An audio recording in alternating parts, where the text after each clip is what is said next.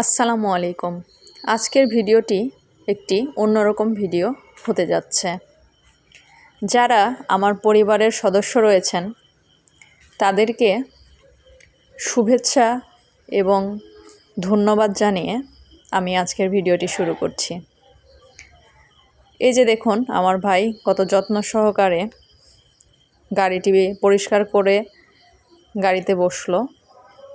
গাড়িটি তার খুবই শখের একটি গাড়ি, হয়তো অনেক বেশি পুরনো,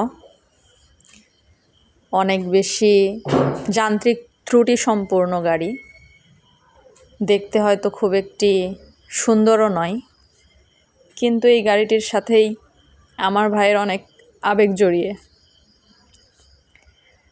আজকে গাড়িটি যখন সে অন্য মানুষের কাছে হ্যান্ডওভার করে দেয়,